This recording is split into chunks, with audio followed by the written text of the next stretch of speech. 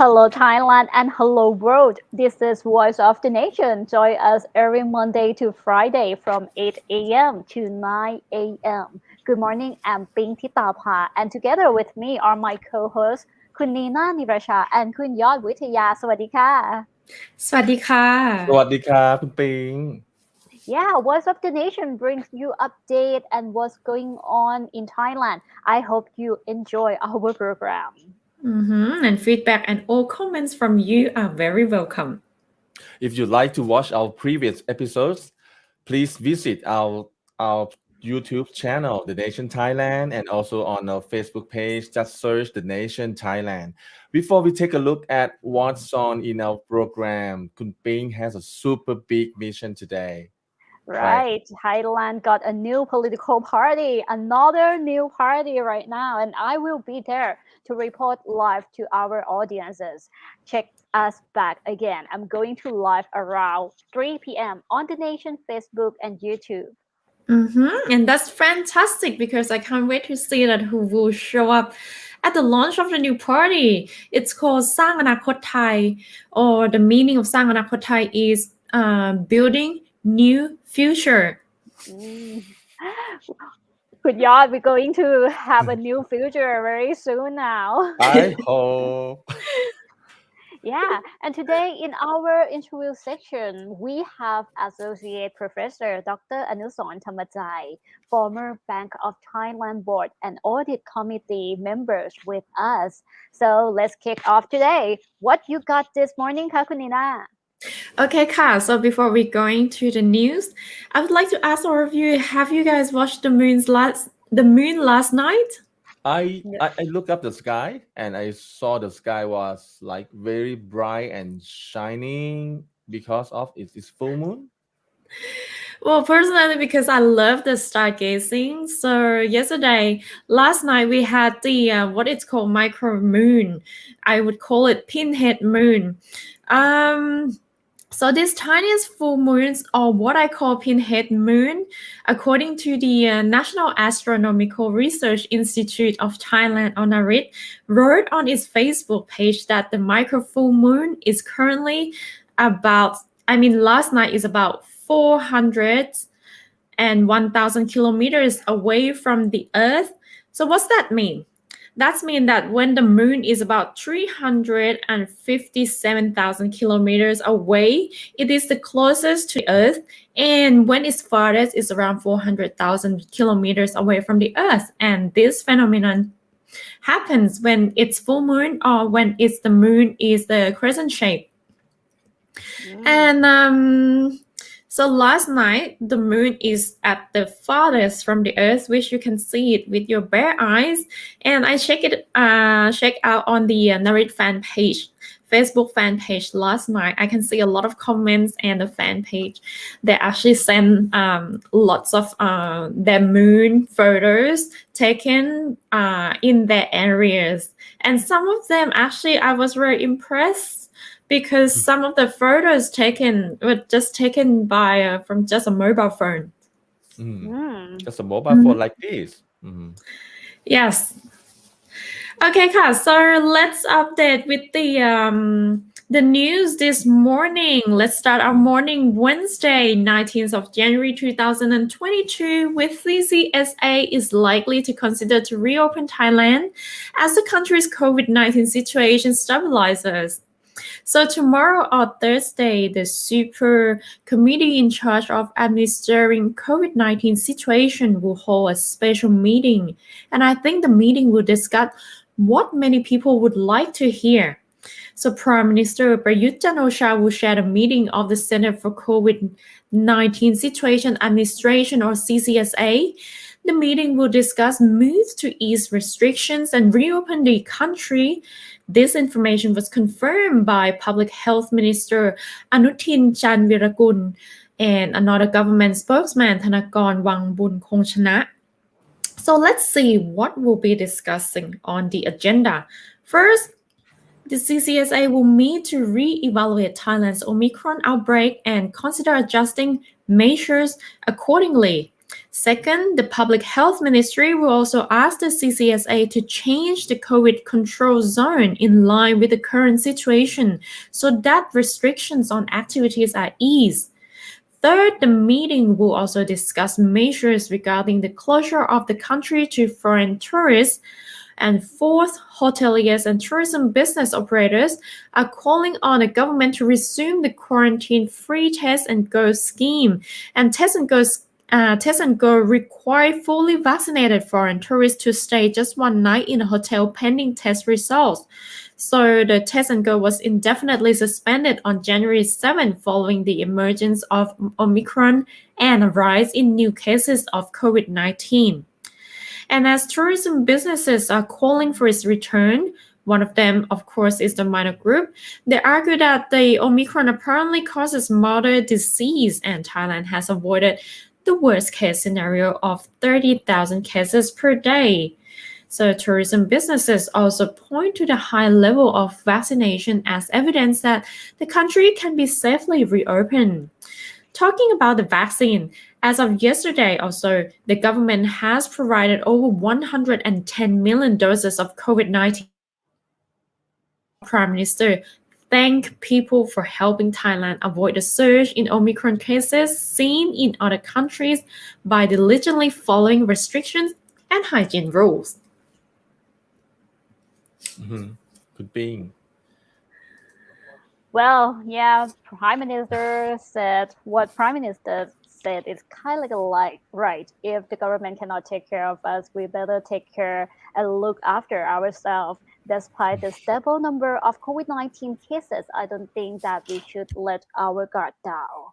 Dr. Yong Puwarawan, expert virologist, wrote on a Facebook post yesterday that Omicron is fast becoming the dominant COVID-19 variant in Thailand instead of Delta. He pointed out that it took Delta 2 to 3 months to replace Alpha as the dominant strain, but it took only a month for Omicron to take over from Delta to explain that most Omicron cases were found among foreigners in December. Before it spread among local in January, he was citing a study conducted by Chulalongkorn University Center of Excellence in Clinical Virology. In his own words, Dr. Yong said Omicron will become the dominant strain in Thailand this month based on the principle of evolution. Senate's Public Health Commission Vice Chairman Dr. Chalermchai Bunyatlipan agreed that Omicron was taking over as it has infected 97.1% of patients in the country. Just only 2.8% have been infected with Delta. He cited a study conducted by Ramathibodi Hospital Center for Medical Genomics from January 3 to 16 to back up his information. He added that the number of Omicron patients would continue to rise gradually in Thailand and hit a peak in 3 months before falling, but he hopes there is no new COVID-19 variant that spreads faster than Omicron in the future. That's what I expect too. So that's wrap up about COVID-19 situation in Thailand ค่ะคุณวิทยา Thanks ครับคุณปิงครับ Well, I'm looking forward to what the CCSA will decide tomorrow. For the past 2 years, we have been limited to doing things, and I don't know for how long we have to live like this new normal because activities are limited for us. In Thailand, many activities in Chinatown for the Chinese New Year are being suspended this year. Let's take a look at China instead. In the letter sent back to the Winter Olympics Games, the organizer said tickets will not be sold to the อื public. ม The games are set to begin on February the 4th, but its mood has already been spoiled by COVID-19 fear. The tickets for the games will be distributed to targeted groups of people and will not be sold to the general public. Organizer had already said in September that there would not be any international spectators at the games. This is because China has shut its borders to international travelers under COVID-19 prevention policies. China cited the COVID-19 situation and the need to protect the safety of Olympics personnel and spectators.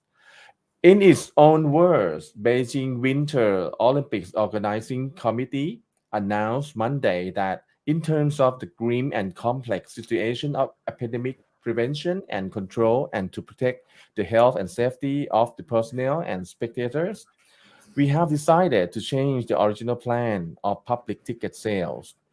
Local spectators who receive tickets must observe strict COVID-19 prevention measures before, during, and after attending Olympic events. China has largely managed to curb local COVID-19 infections, but is now scrambling to prevent the spread of scattered outbreaks of the highly infectious Omicron variant, just as the busy Lunar New Year travel period begins. Mhm. The organizers say the games will be held in Beijing and neighboring Hebei province in a closed loop that will keep athletes and other games personnel separated from the general Chinese public. Most participants will arrive on special charter planes.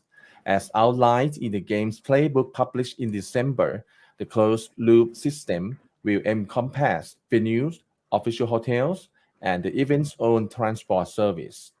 Fully vaccinated participants will be able to enter the closed loop without quarantining, while those who aren't vaccinated will need to quarantine for 21 days upon arrival in Beijing. Medical exemptions considered on a case by case basis may be granted to those who are unvaccinated. Some countries, such as the US and Canada, have mandated that all team members be vaccinated.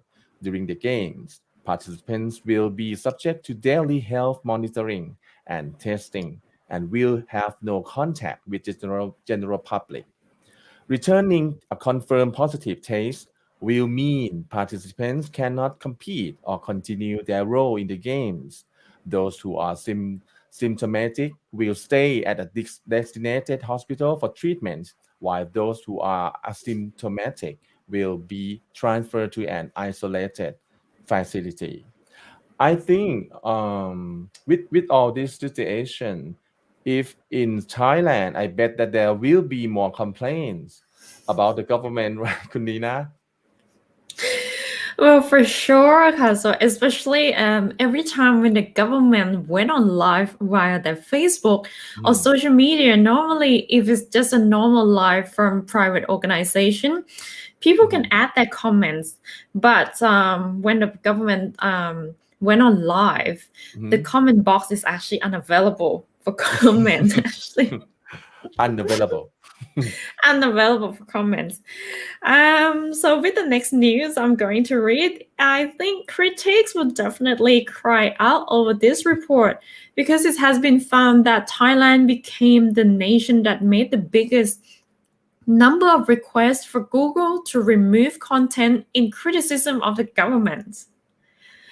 As a Netherlands private search engine based company called Surfshark provides a virtual private network service which analyzes Google's transparency report, reported that Thailand has made 1,147 requests for Google to take down content since 2011.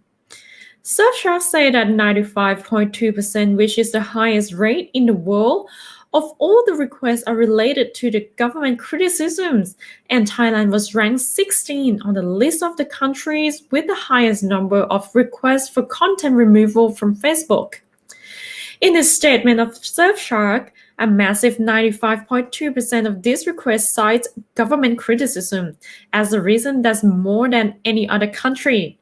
And for just year 2020 alone, Thailand saw 184 requests for content removal. Unbelievable.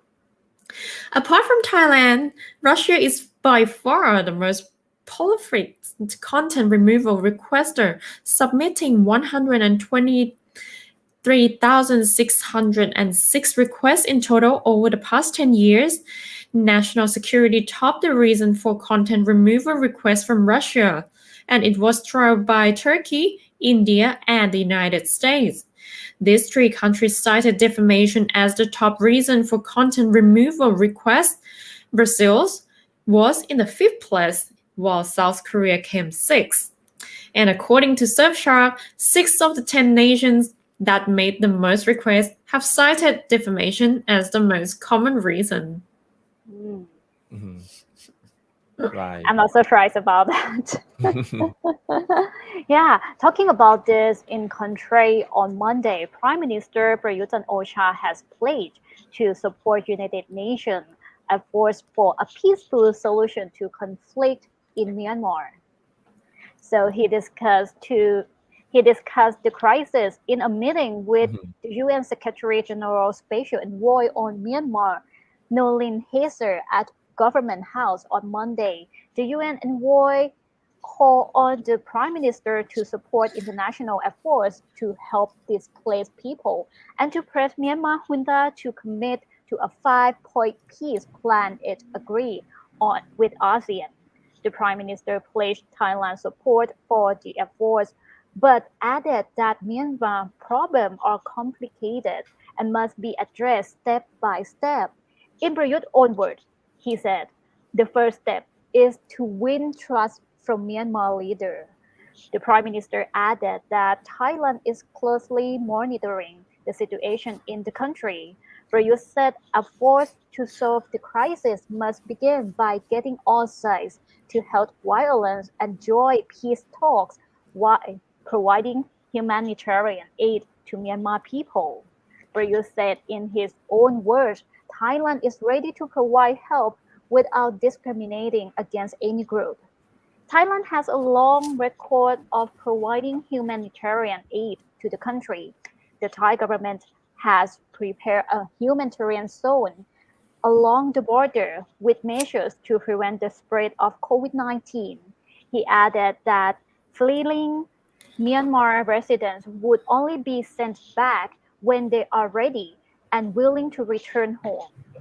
Anyway, Reuters reported last month that the Thai authorities sent back over 600 Myanmar refugees who had fled fighting in Gariang state. Though it was unclear how many returned voluntarily. So as estimate, an estimated 284,000 Myanmar people have been displaced in fighting since the February 1st coup last year, with around 20,000 refugees fleeing to India and Thailand. Hazel voiced concern about violence in Myanmar. She said it was in Thailand's interest to push for peace in the country. She said in a statement that the Thai Prime Minister has an important role in preventing further deterioration of the crisis in Myanmar, where an implosion would bring further instability to an already violent border area. From Myanmar, let's check out our other ASEAN country. I heard Indonesia is moving its capital, Kun Vitaya. Do you have any detail about this? Yes, got an update for this. Yes, Indonesia is making a big move. The country has Mm, already come up with a name for its capital city, although it hasn't wow. been built yet. So, name first. Okay, we got the news here. Mhm. Indonesian President Joko Widodo has chosen Nusantara, which means archipelago in English, as the name of the new national capital.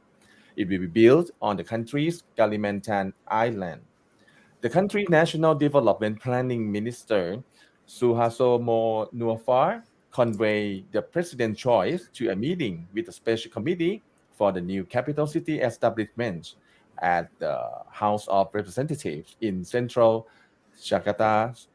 Suharto said he received a direct confirmation from the president on Friday.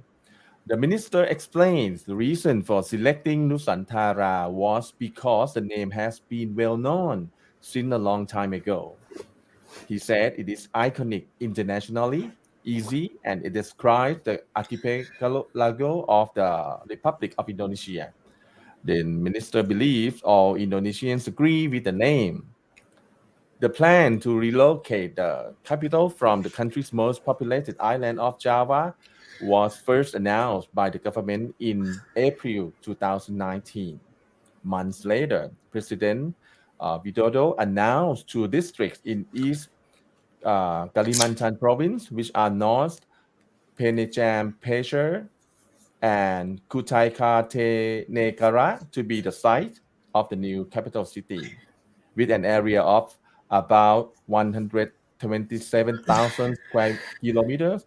East Kalimantan is home to more than 3.7 million people. The groundbreaking of the multi-billion dollar construction project was initially expected to be conducted in August 2020, but the COVID-19 pandemic has forced the government to put it on hold. The new capital will serve at the center of the government, while Jakarta, the current capital city, which is home to more than 10 million people, would remain the business and economic center of Indonesia. Right, Kunina? Mm-hmm. So apart from Indonesia, Kun Yoi, Kun Pinka, well, Indonesian's capital is flooded with traffic matters. Thailand, on the other hand, is especially in Bangkok yesterday, is being jammed by the manifestation on the recent ones from yesterday. For more detail, is hundreds of protesters gathered outside government house yesterday to demand relief from financial hardship caused by the rising cost of living. So protesters call on the government to reduce consumer good prices, combat businesses, monopolies, and investigate an alleged cover-up of African swine fever. They blame the ASF for rocketing pork price, and they also demanded that first, a minimum daily wage of 425, a raise of minimum rates. And second, a rise in the elderly monthly payments from 600 to 3,000 baht. And third, a monthly child support subsidy of 1,200 baht and a reductions in VAT and school fees. So the demands were made in a joint statement by the Labor Network for People's Rights, the 24th June Democracy Group, and Non-Tabure's New Generation Network, Thammasat Students, and Thalut Fa Group. The crowd carried banners criticizing the ruling Palang Pracharat Party for failing to honor its pre-poll promises. Protesters began arriving at the spot in the morning around 10 a.m. and were met by police erecting metal barriers in front of government house. And on the other side, police announced via loudspeaker that the rally was illegal as organizers had not obtained permission. Police said protesters were also breaking the law by using a soundtrack and warned reporters not to cross the bridge towards government house. And the announcement was met with boos and shouts of dictator servants from protesters. So let's hear what the protesters say. We have a group leader from the June 24 Democracy Group say that police were blocking people from exercising their constitutional rights to demand the government solve their grievances. He added that the peaceful rally's purpose was to submit an open letter to the government, while the Labor Network for People's Rights leader accused the government of mismanagement that had damaged the country and said that no past government has ever caused the price of pork to rise to 300 baht per kilo. The leader also accused the government of issuing measures to benefit major businesses and monopolies at the expense of struggling small-time farmers. She said that Palang Pracharat had failed to keep its election promise to increase the daily minimum wage to 425 baht and salaries of university graduates and vocational school graduates to 20,000 baht and 18,000 baht respectively. So there is also another protest leader who joined yesterday and has voiced that Prime Minister Prayut Chan-o-cha had severely damaged the country during his 8-year rule following his 2014 coup. He said that Prayut government had raised the minimum wage once by only 30 baht, but the price of pork has soared from around 100 baht to nearly 300 baht. And meanwhile, the minimum wage was still at 336 baht despite the coalition leaders' promise to hike it to 425 baht. Okay, and around noon yesterday, the Talufa group handed a piglet to government representative in a symbolic protest to demand action over the pork price. And also today, at around 9:30, it is expected that there will be another protest from Ram Kamheng Network for Democracy in front of the government house over high pork price as well. So Bangkok is very busy.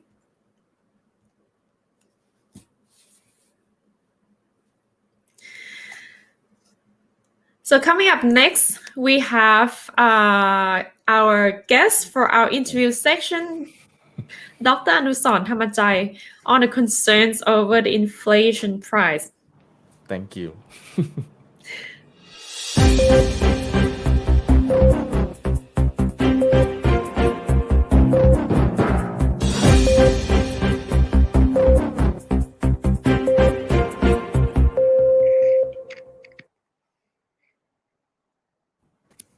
สวัสดีค่ะ Dr. Anusorn สวัสดีครับ Can you hear me สวัสดีครับ well? yes Yeah, very good. So today's topic, I really want to talk about the rising inflation. It's kind of like a global issue right now. So rising concern about the cost of living. Could you tell us about the situation in US first, United States?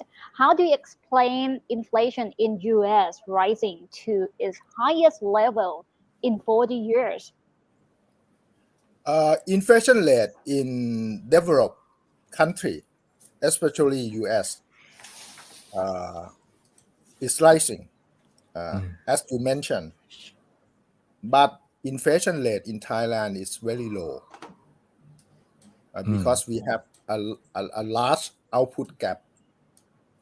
Inflation in Thailand for the rest of the year is expected to remain in a narrow range or a bit higher than a Commerce Ministry target 1.5%. But the inflation rate in US is very high because many years US implement QE, quantitative easing, and a little bit higher inflation will lower the public debt, US public debt, but will affect the common people. So the inflation in US is not. Other possible reason for the inflation rate high in US are pent-up demand. Pent-up demand play a key role for rising inflation in US because US economy clearly recovery. Is it because of high demands of the mobile materials as well? Also, there's some problem about supply shock. Yes. Because there is some production disruption during pandemic and a shortage of shipping container because some electronic spare part were imported from China, from Asia. So that's why some equipment have a high price. So what could be the impact on other countries from the current US inflation? Maybe bank, U.S. Central Bank Fed will less more interest rate than our expectation. Now market expectation is will less interest rate 4 times this year. Mm-hmm. 4 times this year, Mm. but maybe more if inflation keep rising. Mm. So, you mentioned about Thailand inflation earlier. So, it's not the inflation in Thailand is not the same factor as in the US, right? And another question is like the effect from the US inflation is not caused or don't have any effect to Thailand at all. Uh, there is some impact, but slightly, because How? I think the target of central bank of Thailand Central Bank, the target is 1 to 3%. I expect that inflation rate in Thailand this year may be a little bit above 2%. Okay. The Commerce Ministry target is 1.5, 1.4. Yes.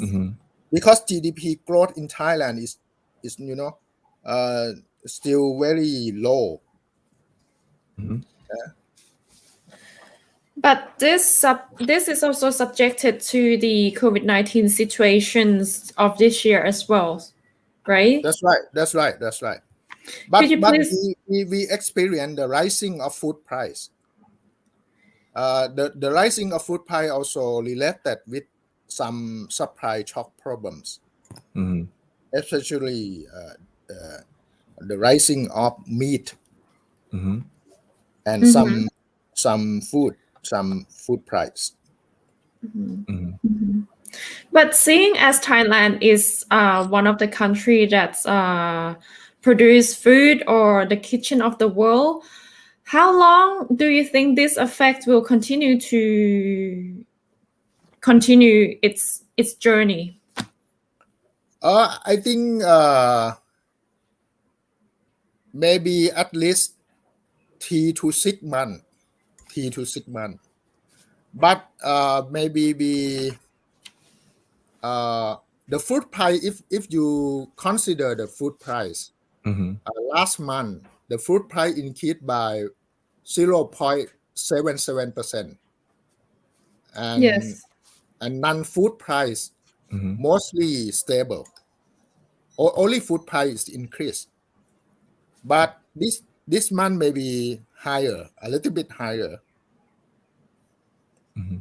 It will affect the working class, Okay. in urban area.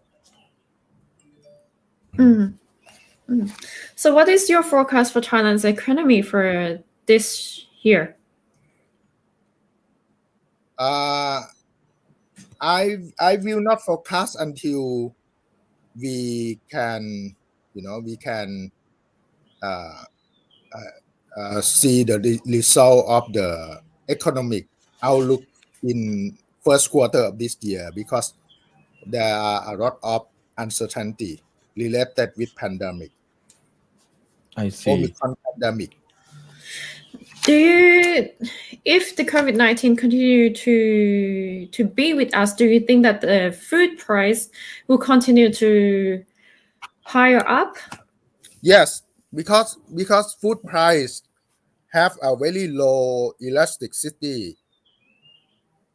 Apart from Price food elastic, price, price what price are the other factors? elasticity is very low, because it's everyone need to eat.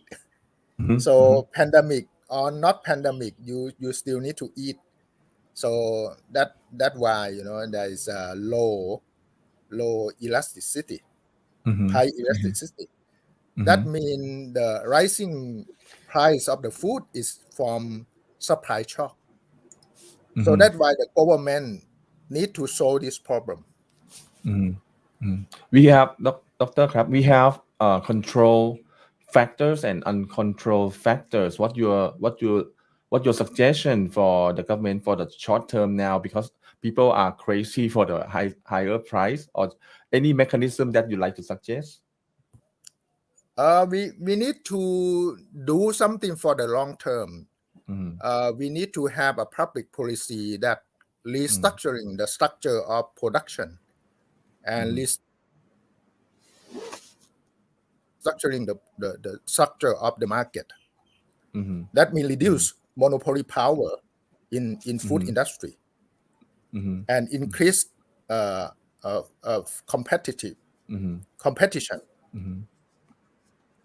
increase competition in food industry. Right. So you also expect any financial market bubble to come soon to hit the economy after all these factors? There is a risk of financial bubble, not only in Thailand but in the global market, especially in cryptocurrency investment, cryptocurrency market. I see. Okay. So that speculative investment in cryptocurrency may cause problem and volatility in the global financial market, and that will affect Thailand too. Like the government try to get the taxation for that transaction. So what do you think about this one? Is coming in the next quarter, or we have to wait and see? Maybe within 6 months to 1 year, I expect the bubble in cryptocurrency market. I see. But Okay. but the crisis may be not as severe as the subprime crisis. The size of the problem is different. I see. Thank you. But I expect bubble. But cryptocurrency or even digital money and the innovation in financial market continue. But there is some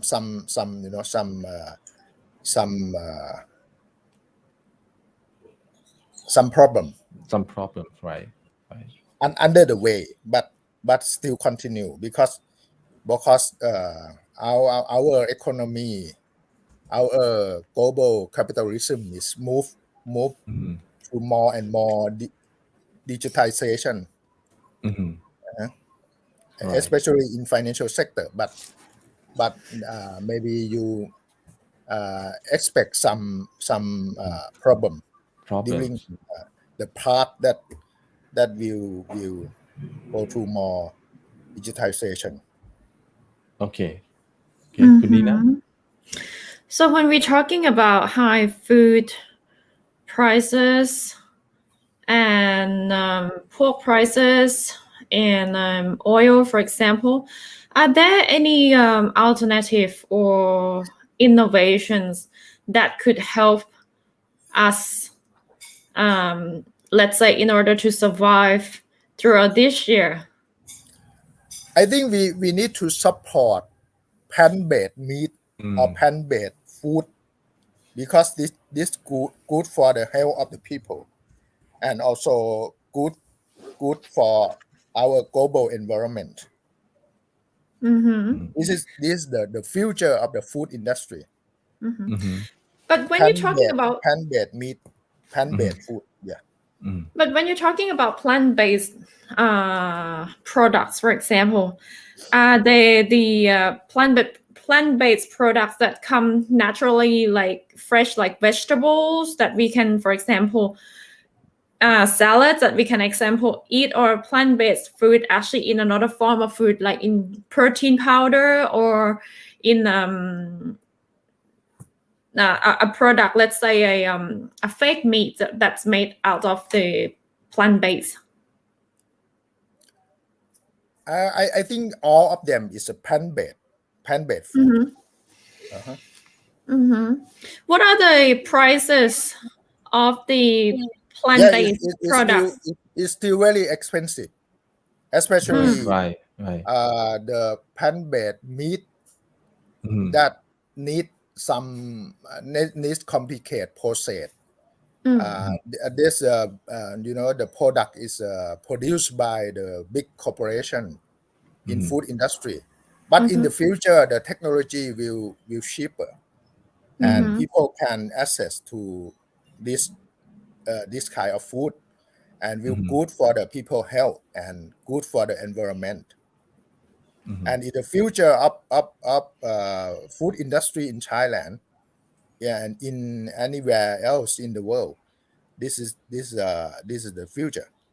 Okay.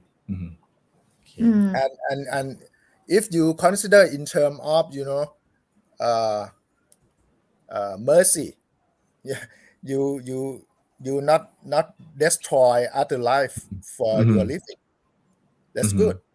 So people, everyone gonna become like vegan, so we eat the plant-based food. You increasing more and more vegan. This is the and the new generation. Most of them is more and more to become vegan. Are you one of them too? Yes, I try to, but it's not very convenient to be a 100% vegan. But maybe 50-60% is good. It's good for health and good for other life, because we only one species in this planet. I We see. should not destroy other species. Okay. So do you think when it's likely the plant-based food in Thailand will become affordable? Because Yeah, it will be see affordable. But that I already yes. mentioned that you need to collect the structure of the food industry. You need to reduce monopoly power, and you need to restructuring the structure of the production and the market. So SME, small business, a small farmer can have a production of this. Okay. Okay. But So thank. Yeah, right. you need some policy. You cannot let the market run. You Right. Let need to the market have run. some policy to invest some infrastructure for this, and have a right policy to do it. Right. So thanks for being with us today, ครับอาจารย์ครับ Thank you, we have learned a lot. Thanks very much. thank you. See you next time. Thank you. Next สวัส time ดี ครับ ค่ะ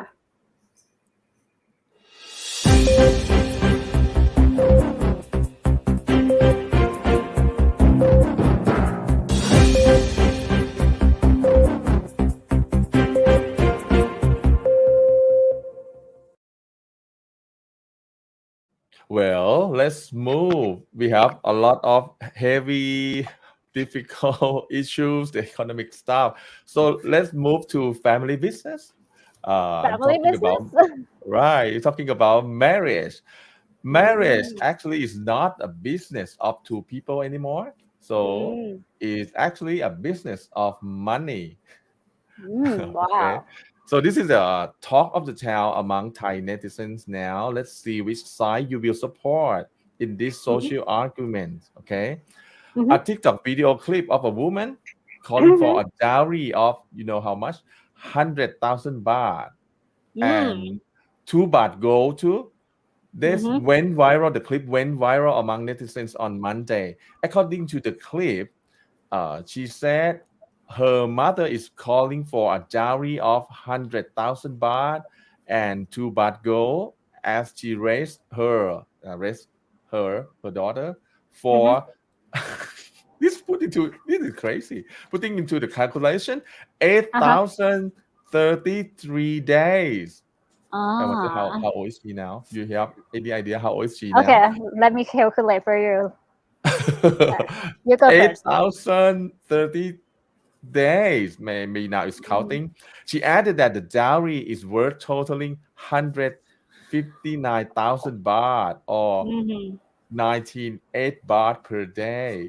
This is too low. Oh, She also urged her boyfriend to marry her without concerns of dowry anyway. So the video clip has drawn criticism among netizens. They said boys were raised by breast milk as well. Some of them urge the woman boyfriend to seek a new girlfriend. Just so you know, I think it's still too low. It's 19 per 8 baht, Mm. 19.8 baht per day for raising a person. How about the education costs and other things? So meanwhile, badass attorney Facebook, a Facebook page, said marriage registration is more important than calling for dowry, according to Thai laws. So the page said dowry payment is a part of tradition that is not important for marriage life.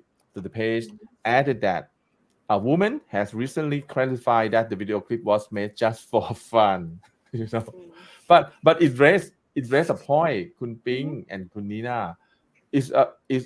Is always been this argument that dowry should be still, or dowry is considered a traditional way to for one person to get married.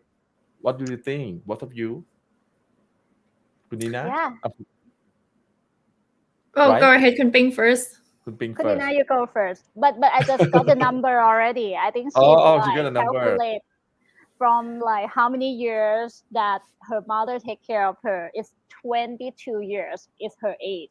So she used that years to calculate it, and it's turned to like 100,000 baht for everything that her mother take care of her. And if she's going to marry with a guy have to Mhm, pay that cost to her mother. This is how dowry work, right, in Thailand. uh, mhm, a husband, a future husband, have to mhm, pay this kind of money for the mother of the woman. So it's kind of like a very new for a lot of foreigner. Also, a lot of foreigner friends of me, they keep like asking about dowry tradition, like, hey, is it real?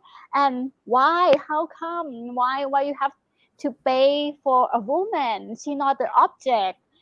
mhm, And somebody said like, hey, love is cannot count, like is worth than money. So why people have to value the money as a love?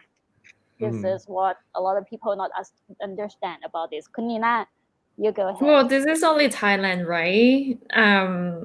If you look at the how a man has to pay dowry for a woman's, but most of the practice nowadays, a man will pay dowry according to what a woman's family is asking for, mhm, just to show, mhm, just to show. And in the end, I think most of the families now return the dowry to the bride and groom, so the bride and groom can use that money to invest in their, I would call, to invest in their new family, to establish mhm, their own family. mhm, And I think this is what the dowry has been misinterpreted. mhm. Mm-hmm. For a family to get a family. So in the old day, a guy is the breadwinner, so he's the leader of the family. So he's supposed to have financial strength and Mm-hmm. ability to take care of the family. So that's one. The dowry, when the parents ask for the dowry, it means that how the ability of the guy to take care of her, his wife. So Yes. I think in the meaning financially, dowry is important. So that Mm. Mm. if you don't have enough, how can you provide for other people to be in your family? So How this is can you a look after quite my of daughter, right? right. So but now the world is changing. Late women also leaders, but this still there to be to signify that men have the ability to take care of the family. So I think dowry is still going on. What do you think, Kun Ping? I don't. I just think it's depend on whatever. So for my mom, my own Hmm. family, she always talking Oh, that, yeah. Let me hey, hear about that. she always said like, hey, we don't need any dowry, don't. But just find any guy who can be able to take care of you, like you said, Kunyot. And Mhm, she also said that like looking for a guy who like can be nice to you, not cheat on you, not hurt mhm, you. That's enough for her because like in the in today is like it's difficult to find that kind of guy, and she just like didn't expect that much. She just like, okay, if just not a bad guy is enough, and she doesn't need or has any number in her mind like what her mother cost. And she said one word to me like, hey, my daughter is not for sale. Yeah, so no money talking about this kind of thing. And marriage is supposed to be two people married together. She not even expect for a big wedding or anything. So my family kind of like think that way.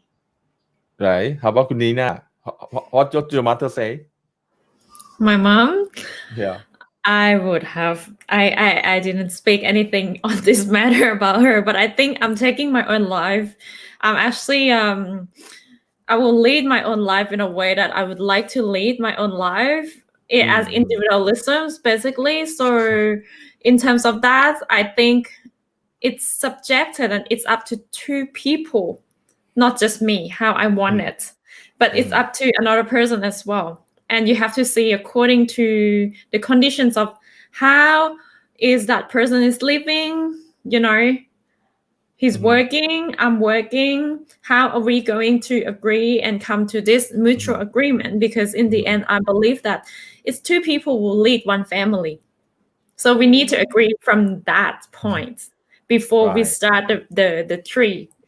But anyway, I would like to add another thing that I'm not sure, but this is just only a fun fact. I'm still happy that I was born in Thailand, because if I was born in India, I heard that women will have to carry dowry to the groom. So that happens. So in different worlds, we have different practice. Yes. So I would have my wedding in Thailand, so the groom can carry the dowry to my house. Still. Let's do it. Okay. Yeah, so that's a wrap up for today with the Voice of the Nation, and I really hope you enjoy our live program. Okay. And stay tuned with us with the latest news and information from Thailand Premier English News Source, connecting Thailand to the world every Monday to Friday, 8 to 9 a.m. Live streaming to our website, nationthailand.com, Facebook, and other social media platforms. Don't forget to click like and share. I'm Vithaya Sangnarun. And I am Nina Nirasha Malisa. สวัสดีค่ะ. And me, Pink Pitapa, see you tomorrow and have a great day, everyone.